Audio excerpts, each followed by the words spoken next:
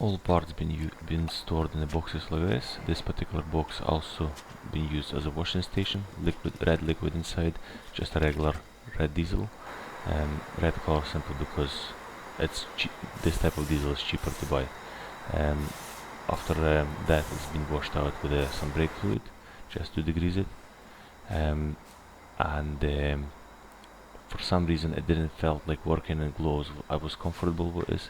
It was always the sensation was like there was some sort of grate or something under the fingers, so I thought I don't really do that work for a living, therefore I can afford to do it once in a lifetime, just not to use the gloves.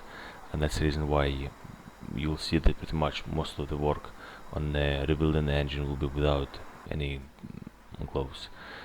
Also you see a little oiler on the blue color oiler in the bottom right corner of the screen. I just bought it new from Halfords, and unfortunately it was rusty inside, so it's a good thing I spotted before I put any oil in it. So I kind of had to resolve to using medical syringe for the oil, and it worked out just alright. As I mentioned before, I read the article on the Mali's website that main reason for failures in engine rebuilds that done outside of the factory is actually contamination with some sort of dirt, and that's the reason why I was trying to be paying lots of attention to make sure it's actually nothing goes in the engine, and every so often you'll find a little bit of dust here and there, and it's just unavoidable, I guess, in this type of environment. Bear in mind it's the welding workshop, you know what I mean, so it needed to be cleaned up prior to I could do this work, you know what I mean. So just putting everything back together and checking all sizes again, make sure everything sits fine. This is actually oil pump, which is a really smart and handy design, considering the price of it was like 60 pounds. It was just silly not to change it, so the brand new oil pump went on it, and obviously all of those main bearings need to be tightened up in a certain order. You will need to refer to manual. You just can't rely on watching video and trying to rebuild the same engine. The torque setting was, I believe it was 65 newtons, and then it had to be 90-degree turn after 65 newtons. But for some reason I just thought it would be better to do 65 newtons and then 2 at 45s. Just felt like more comfortable, so you don't stress too much in the water. So this is a rear seal, and at the same time it's actually the wheel for a sensor for crankshaft position. There is a special tool that's sold on eBay for 200 pounds to fit this, but I'm just too greedy to spend 200 quid on something I'll be using once in a lifetime, as I'm hoping anyway. So I just had to devise a plan to fit it all in without actually using that special tool, without buying that special tool. So I used 6mm bolts as guides. So I locked them up with a nut inside, and then I found this box out of a Swedish jar, and it happened to be perfect size for it. And you'll see a little orange tab. The tab holds the position of the ring. So before you fit this ring on, your first piston need to be in top dead center, because that's how it's going to be. The whole engine will be timed. If your first piston is not in top dead center, then your timing going to be out and it's not going to work. As it says, the idea behind all of this contraption is to fit the ring while the orange tab on, so it holds the ring true relatively to the crankshaft because of that tab. And once that ring is fitted on, by manual it says that the ring needs to be sitting 0.5 mil, between 0.5 mil to 1 mil space underneath, lower than the flange of a crankshaft. So the idea was, once the ring goes in and it cannot move around because it's going to be it cannot change the position, then what I could do, I could put a grease at 12 o'clock, 6 o'clock, 9 o'clock and 3 o'clock on the ring, and then on that grease I can put small cuts off from a shims to 0.7 mil, and because in 4 points I'll have those shims stuck onto the ring. I can use original flywheel to compress this ring past the flange, and it worked out just perfect. So the final size after a compression actually ended up 0.5 mil, and I was delighted with that. So it's 200 quid saved. But unfortunately I don't have the whole footage for this, because as I was filming, the computer which I was using for editing and storing all files and so on, it crashed, and I just couldn't recover so much material. But I just still decided to publish the video, simply because I thought better is something is better than nothing. And if somebody's trying to rebuild the engine for Volkswagen Crafter, obviously that's going to be really handy for them. Now when I'm editing this video, the van has already been on the road. It's done just a little over 2,000 miles.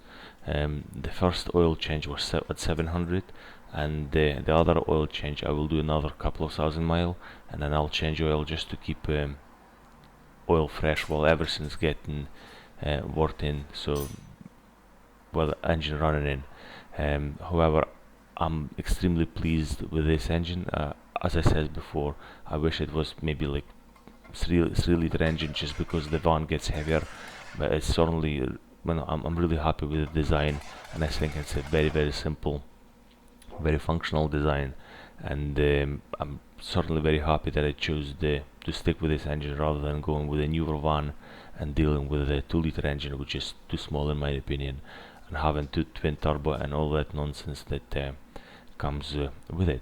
So basically speaking, as I fit this ring on, I'm trying to keep it relatively even and just fit it on so it protrudes past the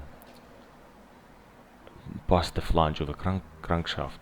And once it's going to be protruding past evenly, then I will just leave it as it is, because I need to press this ring farther on beyond crankshaft pulley for 0.5 of a mil, which, as I said, it achieved really well by fitting the old flywheel on and putting little spacers in it. And the easiest way to hold the spacers on is put a little bit of grease in locations where you want the spacers to hold, and it doesn't need much, just needs to be like quarter by quarter sort of piece of shim, and that's going to be sufficient.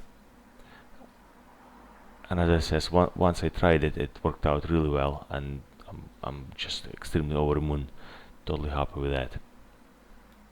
Now when I'm looking back at this project, the most difficult things that I can identify, first being finding the actual manual, because it was extremely difficult to get. I actually ended up going abroad and buying it abroad. And the second thing was to actually overcome a fear and just decided to go and do it myself, without any previous experience with that sort of things.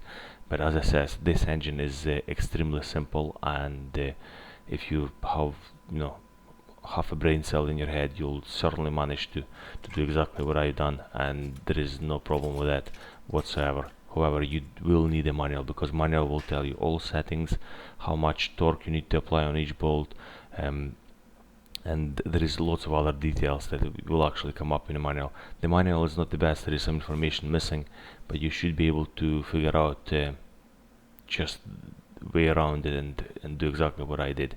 And as I said, I don't know how long it will last. However, so far everything's really good. It works really, really well. So basically, when I was building, I just thought that it makes sense to do it in a systematic approach, where you will just do one part, assemble everything that you need, and then fit it in. Just get bits ready, and you can actually just follow procedures. You don't forget anything, and it seems to work out really fine. The small rings that you see me fitting out just now into the ring that holds the pin for a piston, it's quite stiff, but the pin itself is kind of conical, so when you fit in these things in, it goes in without any problem. It requires certain effort, and once the ring goes into that little groove where it's supposed to sit, I just use the screwdriver to pull it and shift it from a place. There is like little opening where you will start inserting your ring, so just shift it over so it's not end up in the same place. Plus, when you working it with a screwdriver, it kind of helps to expand the ring further, and again, it worked out really well. You just need to be super careful that you don't scratch a piston accidentally with your screwdriver. So as you see me that I'm washing everything with brake fluid. At this stage, I just don't need to have any oil in the area where the shell bearing will be sitting and the actual unit, simply because I don't want the shell bearings to spin up, and if it has no oil, there will be higher friction. There is two different colors of shell bearings. So the darker one, in case of this engine, you'll see me fitting just now. I can't even remember now, since it's been a while since I fitted, but it's handy to have a video on it. I'm just drying it out, so that darker one goes on the top, and on inside you can see it probably has a coating on it. But all of this information is actually in a manual, and that's the reason why I'm saying it is crucial to have a manual. If you build several engines, you probably have much better understanding, because I presume technologically they are going to be very similar to each other. However, chances are that if you're building engines for a living, if you have quite some experience, chances are you won't be watching this sort of videos. But if you are just considering to rebuild your engine, I think don't be afraid. You definitely can do it. Just be serious about it, work out a plan, and everything will be fine. There is also markings on each part, so try to keep them assembled together. And because they haven't been machined, they've been casted and they've been broken, there is quite lots of rough surface there, so where the two of these parts meet, when the conrod and this cup, or whatever you like to call it, meet, they need to be precisely matched, so they cannot be turned around or reused from one set to another. That part is just specifically suits that conrod, and if you lost it or you torn it or done anything with it, that'll be a nightmare.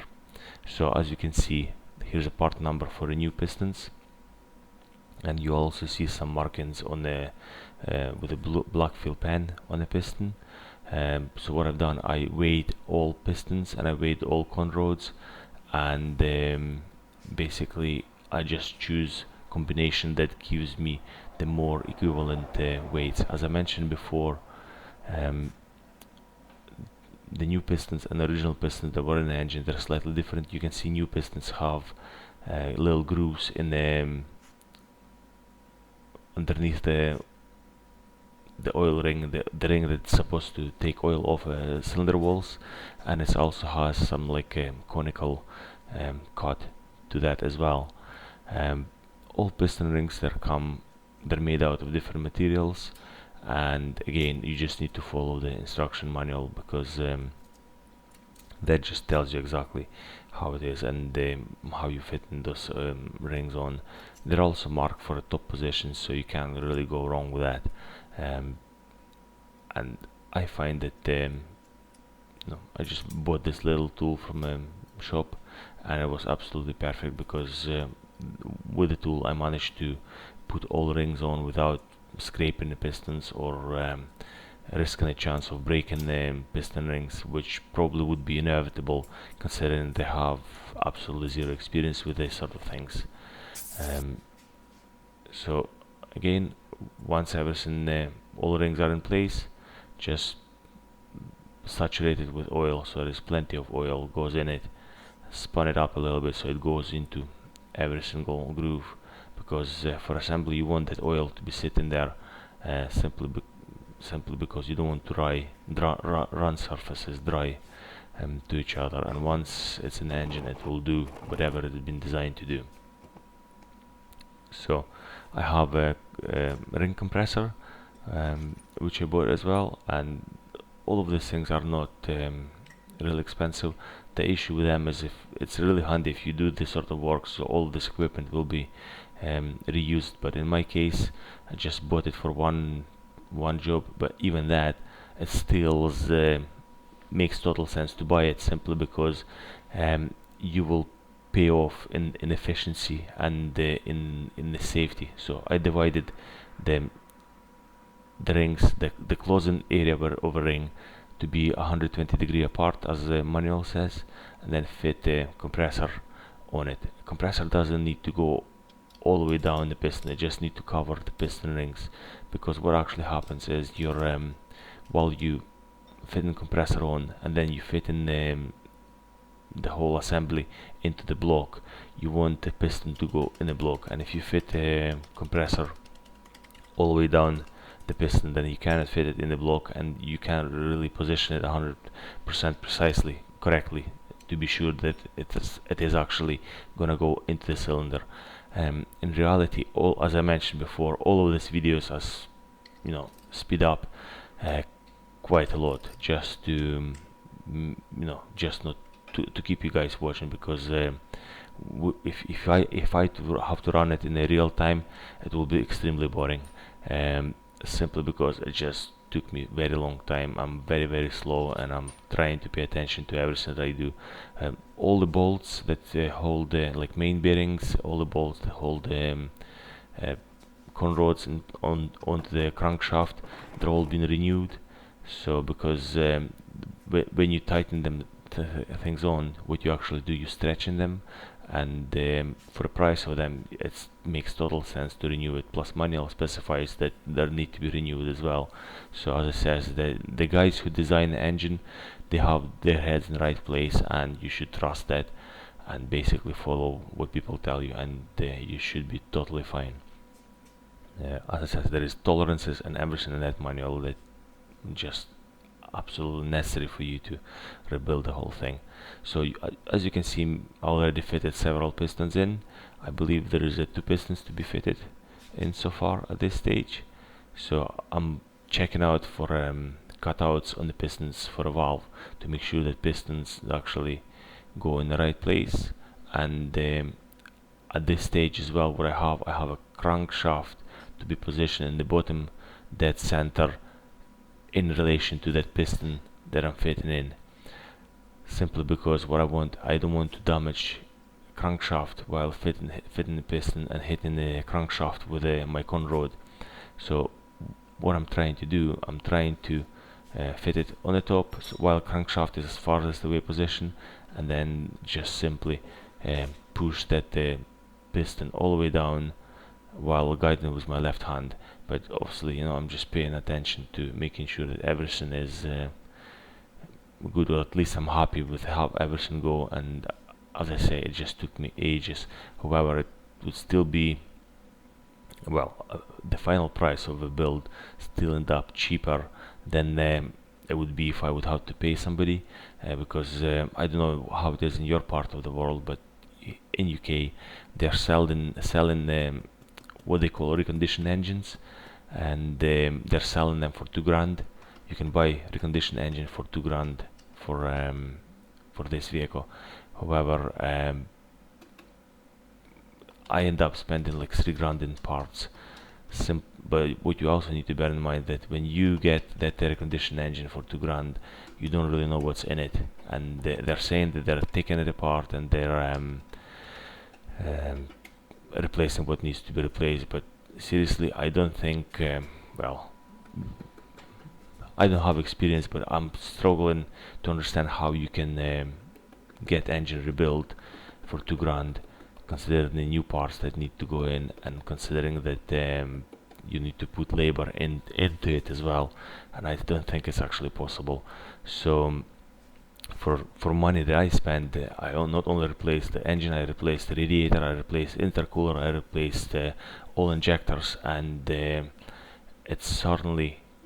worked out much more beneficial, and it works like a clock. It is a brand new engine eventually, because even injectors, they all came from Germany. it's a reconditioned injector, so they were like £100 each, and they all came with certificates and everything. Important thing to remember about injectors, that when they come, they have little stickers with a number on it. Do not take off those numbers and just record those numbers for each cylinder, because you'll need to put those numbers into the computer later on, so they know how much fuel flow goes through each injector, so the engine works properly. This is a picture of a cylinder head from Renault. It's a diesel 1.5. The reason why I'm showing you these pictures, there is two reasons actually. First one is my computer, where I stored all media from recording this engine repair job, have crashed and I lost tons of data. The other reason is because I reused the valve springs from this engine, from 1.5 Renault engine, to double up my original valve springs. The reason why I did so is because the original valve springs were quite soft, as they are from a factory, and in addition to that, I actually resurfaced cylinder head by 0.3 mil, and therefore the valves been thinned in by 0.3 mil, which meant that the original spring will be less closed by 0.3 mil, therefore creating lesser pressure. Here's a serial number for this head. But basically speaking, by doubling up the springs, and they fitted perfectly to each other, just like it was designed from a factory, I achieved just higher tension on the valve springs. So this picture just shows you a steering column that was replaced as well, simply because I had opportunity when everything is open.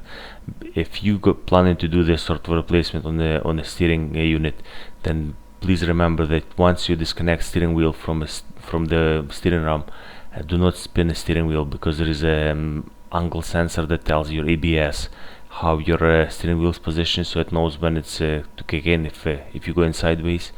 And basically once you move it, everything just destroyed. You also see me putting like paper tags on the cables, so I know how to reassemble it back together. And I also have replaced the oil cooler. You can see brand new unit, because it was kind of impossible to wash out, simply due to the complexity of a unit. Also the vacuum pump been replaced, so brand new vacuum pump, as you can see just now, and everything was numbered and signed and marked and whatever. The black pipe that you see, that's the brand new coolant pipe. It goes underneath around the thumb as well. It's been, the original pipe was damaged with the stone chips and stuff, so I didn't want to have any problem with it, so I just replaced it. Internal cartridge within the turbo was replaced as well as some polishing on the inside of the turbo. So it's pretty much how everything looked once it's assembled and once it's fitted into the van. So overall, this is the original radiator which was leaking, and also intercooler. All of that was choked up by oil and dirt. I couldn't just wash it out with a power hose even, so I ended up fitting new radiator and assembling everything back together. If you made so far, thank you very much for watching the video. If you're interested to see how this one is set up, I'll link it in the end screens.